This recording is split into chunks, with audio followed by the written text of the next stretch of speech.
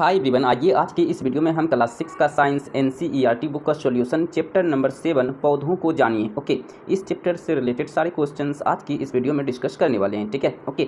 इससे पहले वाले चैप्टर्स का लिंक आपको इसी वीडियो को डिस्क्रिप्शन में मैं दे दूंगा। ओके, तो प्रीवियस चैप्टर देखने के लिए डिस्क्रिप्शन जरूर चेक करें। ठीक है, तो चलिए आज की इस वीडियो को शुरू करते हैं और क्लास 6 का साइंस एनसीईआरटी का सॉल्यूशन चैप्टर नंबर 7 पौधों को जानिए, इस चैप्टर से रिलेटेड सॉल्यूशन हम लोग करते हैं। ठीक है, क्वेश्चन नंबर फर्स्ट क्या है? क्वेश्चन नंबर फर्स्ट में ही देखिए कितना क्वेश्चन दिया हुआ है आपका, 5 क्वेश्चंस, 6 क्वेश्चंस दिए हुए हैं। ठीक है, को खो गो घो अंगो चो। ठीक है, आइए हम समझते हैं। ठीक है, पहला क्वेश्चन आपका बोल रहा है निम्न कथनों को ठीक करके लिखिए। ठीक है, जैसे कि पहला यहाँ पे दिया हुआ है, को में तना मिट्टी से जल एवं खनिज अवशोषित करता है। ओके, अब इसे क्या करना है, ये कथन जो है ये रॉन्ग है, अच्छे से लिखा हुआ नहीं है। ठीक है, इसे आपको सही ढंग से लिखना है। ठीक है, तो आप लिखोगे यहाँ पे इससे इसका सही जो वाक्य होगा, जो सेंटेंस होगा, ओके, वो होगा जड़ मिट्टी से, जड़ जो है मिट्टी से जल एवं खनिज लवण को अवशोषित करता है, यानी ये करेक्ट हो गया।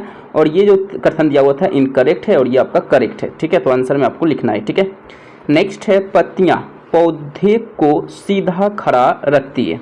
ओके, ये आपका क्वेश्चन दिया हुआ है खो नंबर। ओके, तो इसका करेक्ट आंसर हो जाएगा तना पौधे को सीधा खड़ा रखती है, पत्तियां नहीं। ठीक है, तो करेक्ट हो जाएगा तना। ओके, क्वेश्चन नंबर इसी का गो है जड़े जो है जल को पत्तियों तक पहुंचाती है।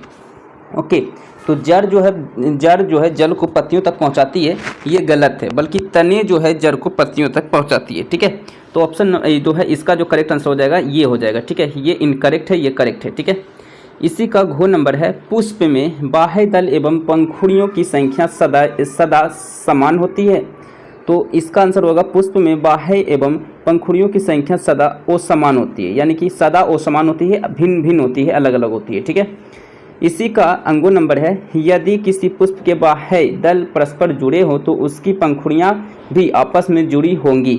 ओके, तो ये इनकरेक्ट है, करेक्ट हो जाएगा यदि किसी पुष्प के बाह्य परस्पर जुड़े हों तो उसकी पंखुड़ियां भी आपस में पृथक होंगी, यानी अलग अलग होंगी। ठीक है, चलिए नेक्स्ट इसी का 4 नंबर है यदि किसी पुष्प की पंखुड़ियां परस्पर जुड़ी हो तो स्त्री केसर पंखुड़ियों से जुड़ा होगा, ये आपका गलत है। ओके, इनकरेक्ट है, इसका करेक्ट आंसर हो जाएगा यदि किसी पुष्प की पंखुड़ियां परस्पर जुड़ी हो तो स्त्री केसर पंखुड़ियों से स्वतंत्र होगा। ठीक है, यानी ये जो है करेक्ट हो जाएगा। ठीक है, ओके, तो इस तरह आपका क्वेश्चन नंबर 1 में जो है 6 क्वेश्चंस दिए हुए थे, को खो गो घो अंगो चोत। ओके, तो सभी को मैंने आपको बता दिया। ठीक है, कौन करेक्ट होगा। ओके, सभी का सब मैंने सोल्व कर लिया। ठीक है, अब क्वेश्चन नंबर 2 की ओर आते हैं। क्वेश्चन नंबर 2 क्या है, निम्न के चित्र बनाइए। ठीक है, यानी कि आपको फिगर बनाना है। ओके, किसका किसका फिगर बनाना है, तो पत्ती का, मुसला जड़ का और एक पुष्प जिसका आपने सारणी 7.3 में अध्ययन किया हो। ठीक है,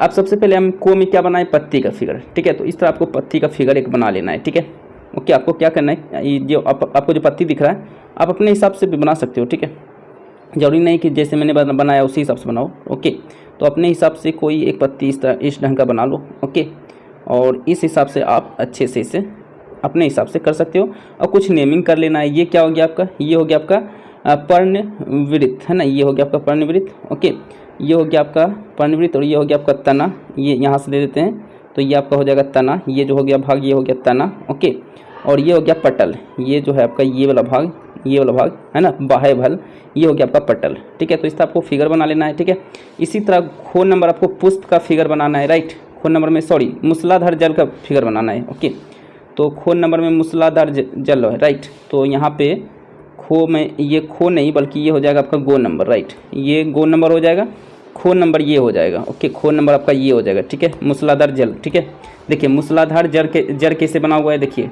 ओके, देखिए मूसलाधार जड़ आपको क्या करना है, आपको इस टाइप का एक जड़ बना लेना है। ठीक है, ऊपर में भी कुछ वृक्ष आप दे देना और पत्ती बना लेना, लेकिन नीचे जो है ये ज़्यादा इंपॉर्टेंट है। ठीक है, ओके, ये हो गया आपका मूसलाधार जड़। ओके, तो इस तरह आपको बना लेना है। ओके, इसी तरह तीसरा आपको बनाना है पुष्प का फूल, यानी कि कोई भी एक पुष्प का फूल आपको बना लेना है। ठीक है, चलिए इसी तरह 3 नंबर क्वेश्चन है, क्या आप अपने घर के आसपास ऐसे पौधे को जानते हैं जिसका तना लंबा परंतु दुर्बल हो, इसका नाम लिखिए, आप इसे किस वर्ग में रखेंगे। ठीक है, तो पौधे जिसके तने लंबे परंतु दुर्बल होते हैं वे शाक कहलाते हैं, जैसे टमाटर, तोरी, सरसों इत्यादि। ठीक है, क्वेश्चन नंबर 4, पौधे में तने का क्या कार्य होता है। तो तना जो है पौधों को सहारा देता है।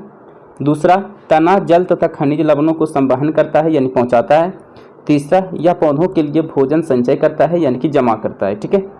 इसी तरह क्वेश्चन नंबर 5 है, निम्न में से किन पत्तियों में जालिका रूपी शीरा विन्यास पाया जाता है। ठीक है। तो इसका करेक्ट आंसर हो जाएगा आपका यहाँ पे ये क्वेश्चंस में ही दिए हुए हैं। ठीक है। तो इनमें करेक्ट आंसर हो जाएगा हमारा तुलसी, ओके, तुलसी और गुड़हल, ओके, इनमें जो है जालिका रूपी शीरा विन्यास पाया जाता है। ठीक है। चलिए क्वेश्चन नंबर 6, यदि किसी पौधे की जड़ रेशेदार हो तो उसकी पत्ती का शीरा विन्यास किस प्रकार का होगा। तो ये होगा समांतर शीरा विन्यास। ओके। नेक्स्ट क्वेश्चन नंबर 7, यदि किसी पौधे की पत्ती में जालिका रूपी शीरा विन्यास हो तो उसकी जड़ें किस प्रकार की होगी। तब ये मूसला जड़ होगी। ठीक है। जैसा कि आपने फिगर में देखा मूसला जड़ किस तरह होता है। ठीक है। क्या आप पत्तियों को बिना देखे बिना उसकी पहचान कर सकते हैं। कैसे, देखिए, हाँ, हम पत्तियों को देखे बिना उसकी पहचान हम उसके जड़ के आधार पर कर सकते हैं। यदि जड़ मूसला जड़ हो तो उसकी पत्तियां जालिका रूपी शीरा विन्यास की होगी, जबकि रेशेदार जड़ हो तो पत्तियों की पत्तियां जो है समांतर शीरा विन्यास की होगी। ठीक है। तो इस तरह हम पता कर सकते हैं। ठीक है। ओके। नेक्स्ट क्वेश्चन नंबर 9, किसी पुष्प के विभिन्न भागों के नाम लिखें। ओके। तो पुष्प के क्या क्या भाग होते हैं, जैसे बाह्य दल होते हैं, पंखुड़ी होते हैं, स्त्री केसर होते हैं। अब इस स्त्री केसर के भी कई पार्ट होते हैं। ठीक है। ओके। जैसे कि स्त्री केसर जो कि पुष्प का मादा भाग कहलाता है। ओके। इसके भाग होते हैं वर्तिकाग्र, वर्तिका, अंडाशय, ये स्त्री केसर के भाग होते हैं। ठीक है। इसी तरह पुंकेसर जो होता है ये पुष्प का नर भाग होता है। इसके भी दो भाग होते हैं, परागकोश और तंतु। ओके। तो इस तरह आपको यहाँ पे पुष्प के सभी भाग आपको लिख लेना है। ठीक है। चलिए नेक्स्ट क्वेश्चन नंबर 10, निम्न में से किन पौधे के फूल आपने देखे हैं। ओके। यहाँ पे आपको क्वेश्चंस में इतने सारे जो है यहाँ पे नाम दिए हुए हैं पौधे के। ओके। आपको बताना है कि किन पौधों को आपने देखा है। ठीक है। तो अपने हिसाब से आपका आंसर कुछ भी हो सकता है। ठीक है। क्योंकि जो हम देखे हैं वो आप नहीं देखे होंगे। ठीक है। तो यहाँ पे आप जो मर्जी आप लिख सकते हो। ओके। बट कोशिश करना कि जो आप देखे हो वही आप यहाँ पे जो है आंसर में लिखना ज़्यादा बेहतर रहेगा। ठीक है। जैसे कि मक्का का पौधा सब लोग देखा होगा। ठीक है। इसी तरह गेहूं का, मिर्च का, टमाटर का, तुलसी का, ओके, पीपल का पेड़, बरगद का पेड़, आम, है ना, जामुन, अमरूद, अनार, पपीता, केला, नींबू, यानी हम जितने भी आंसर लिखे हैं लगभग में सारे व्यक्ति ये पौधे देख चुके हैं। ठीक है। नेक्स्ट है, पौधे के उस भाग का नाम लिखिए जो अपना भोजन बनाता है। इस प्रक्रम को क्या कहते हैं। ओके। तो यानी इस प्रक्रम मतलब इस प्रक्रिया को क्या कहते हैं। पौधे पत्ती से अपना भोजन बनाते हैं, इस प्रक्रिया को प्रकाश संश्लेषण कहते हैं। ठीक है। नेक्स्ट क्वेश्चन नंबर 12, पुष्प के किस भाग में अंडाशय मिलता है। तो स्त्री केसर भाग में हमें अंडाशय मिलता है, स्त्री केसर भाग में। ठीक है। नेक्स्ट क्वेश्चन नंबर 13, ऐसे दो पुष्पों के नाम लिखिए जिनमें से प्रत्येक में संयुक्त और अलग अलग पंखुड़ियाँ हो। ओके। तो पुष्प जिनमें संयुक्त बाह्य और पंखुड़ियाँ होती है वो होती है धतूरा, और वह पुष्प जिनमें पृथक बाह्य और पंखुड़ियाँ होती है वो है गुलाब। ओके। तो यहाँ पे मैंने दोनों को मैंने अलग अलग लिख लिया आंसर। ठीक है। चलिए अब आपका जो है NCERT बुक में जो है क्वेश्चन नंबर 13 तक ही दिया हुआ था। अब हम लोग इसके अलावा इसी चैप्टर से रिलेटेड एक्स्ट्रा क्वेश्चंस देखेंगे, अतिरिक्त प्रश्न उत्तर। ठीक है। तो आपके NCERT के हिसाब से कंप्लीट हो चुका है। अब हम लोग एक्स्ट्रा क्वेश्चंस देखेंगे। ओके। अगर आप देखना चाहते हो तो देखो, बट नहीं भी देखोगे तो चलेगा। ठीक है। बट नॉलेज के लिए बहुत ही इंपॉर्टेंट है। ओके। तो ये आपका अतिरिक्त प्रश्न उत्तर है, यानी कि एक्स्ट्रा है ना। ओके। चलिए अध्याय के अलावा हम लोग क्वेश्चंस देखते हैं। झाड़ी किसे कहते हैं। कुछ पौधे में शाखाएं तने के आधार के समीप या नज़दीक से निकलती है। तना कठोर होता है परंतु अधिक मोटा नहीं होता है, इन्हें हम लोग झाड़ी कहते हैं। ठीक है। नेक्स्ट है, शाक किसे कहते हैं। हरे एवं कोमल तने वाले पौधे को शाक कहा जाता है। ओके। पेड़ किसे कहते हैं। कुछ पौधे बहुत ऊंचे होते हैं तथा इनके तने सुदृढ़ एवं गहरे भूरे होते हैं, जिनमें शाखाएं भूमि से अधिक ऊंचाई पर तने के ऊपरी भाग से निकलती हैं, जिन्हें वृक्ष कहते हैं। ठीक है। नेक्स्ट है, विसर्पी लता किसे कहते हैं। तो कमजोर तने वाले पौधे सीधे खड़े नहीं हो सकते हैं और ये भूमि पर फैल जाते हैं, इन्हें विसर्पी लता कहते हैं। ठीक है। आरोही किसे कहते हैं। तो कुछ पौधे आसपास के ढांचे की सहायता से ऊपर चढ़ जाते हैं, ऐसे पौधे आरोही कहलाते हैं, जैसे कि मनी प्लांट का पौधा। ओके।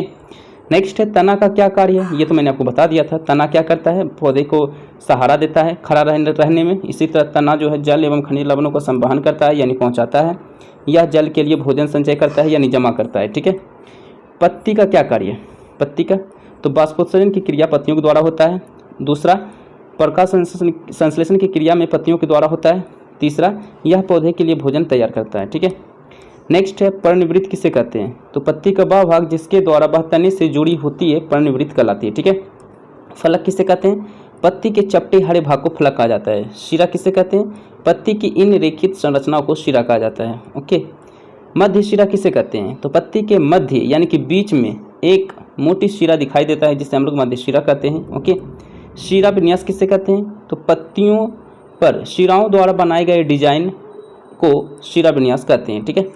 जालिका रूपी शिरा विन्यास किसे कहते हैं? तो यदि यह डिजाइन मध्य शिरा यानी कि बीच वाले शिरा से शिरा के दोनों ओर जाल जैसा है तो यह शिरा विन्यास जालिका रूपी शिरा विन्यास कहलाता है। ठीक है। समांतर शिरा विन्यास किसे कहते हैं? तो घास के पत्तियों में यह शिराएं एक दूसरे के समांतर हैं। ओके। ऐसे शिरा विन्यास को समांतर शिरा विन्यास कहते हैं। ओके। बाष्पोत्सर्जन किसे कहते हैं? तो जल की यह बूंदें पत्तियों से जल के वाष्प के रूप में निकलती है। इस क्रिया को बाष्पोत्सर्जन कहते हैं। ओके। प्रकाश संश्लेषण किसे कहते हैं? पौधे सूर्य की प्रकाश में और क्लोरोफिल की उपस्थिति में, जो कि पत्तियों में मौजूद होता है क्लोरोफिल, ओके, इसी की उपस्थिति में अपना भोजन तैयार करते हैं। इस प्रक्रिया को ही प्रकाश संश्लेषण कहा जाता है। ठीक है। प्रकाश संश्लेषण के कच्चे उत्पाद क्या है? तो कच्चे उत्पाद हो गया जल, कार्बन डाइऑक्साइड यानी CO2। ठीक है। जल मतलब H2O, ओके, और कार्बन डाइऑक्साइड मतलब CO2, इसका रासायनिक सूत्र है। ठीक है। पत्तियां द्वारा संश्लेषित यानी कि बनाया गया भोजन पौधे में किस रूप में संचित होता है? तो पत्तियों द्वारा संश्लेषित भोजन पौधे में मंड के रूप में संचित होता है। ठीक है। मंड मतलब स्टार्च जिसे आप लोग कहते हो। ठीक है। एक कार्बोहाइड्रेट का एक प्रकार हो गया, टाइप हो गया। ठीक है। नेक्स्ट है मूसलाजर किसे कहते हैं? तो जिन पौधों की मुख्य जड़ सीधे मिट्टी के अंदर जाती है उस जड़ को मूसलाजर कहते हैं। ठीक है। रेशेदार जड़ किसे कहते हैं? तो जिन पौधों की जड़ें एक समान दिखाई देती हैं रेशेदार जड़ कहलाती है। ठीक है। तो आज की इस वीडियो में हमने क्लास 6 का साइंस NCERT का सॉल्यूशन चैप्टर नंबर 7, ओके, पौधों को जानिए, इस चैप्टर से रिलेटेड मैंने सारे क्वेश्चंस के अलावा एक्स्ट्रा क्वेश्चंस मैंने देखे हैं जो कि आपके नॉलेज के लिए इंपॉर्टेंट होने वाला है। ठीक है। तो आज के लिए इतना, वीडियो को लाइक करें, चैनल को सब्सक्राइब करें। मिलते हैं नेक्स्ट वीडियो में। So thank you.